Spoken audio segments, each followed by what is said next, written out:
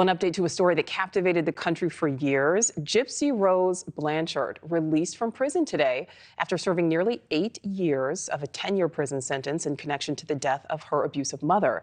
Blanchard admitted to persuading her then boyfriend to kill her mother, who for years convinced her daughter and the public that Gypsy Rose was seriously ill. Correspondent Laura Ingle joins us live. And Laura, this is a case that again, captivated people's attention. It spawned multiple television dramas, even a true crime documentary.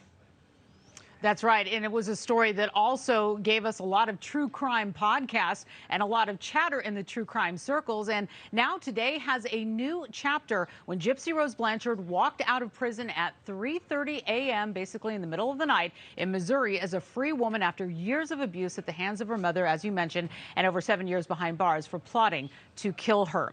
And Gypsy Rose was just 23 at the time of her mother, Dee Dee Blanchard's death. She was sentenced to 10 years in prison after pleading guilty to second-degree murder, admitting to plotting with her then-boyfriend, Nicholas Godejohn, to kill her mom in June of 2015.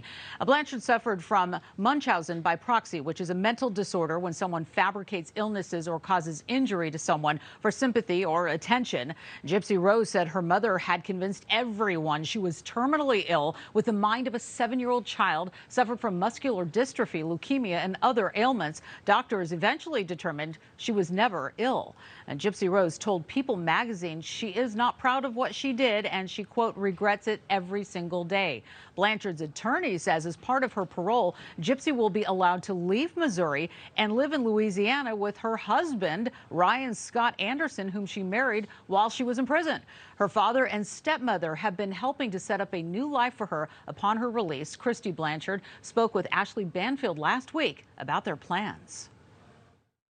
We're going to pretty much follow her lead, see how overwhelming she gets, and it's going to be a big adjustment. What does she want to do first? Oh, we're doing a spa day. We booked a spa day. We're going to go get her pedicure, manicure, facial, haircut, colored if she wants. You know, the works, bring her shopping.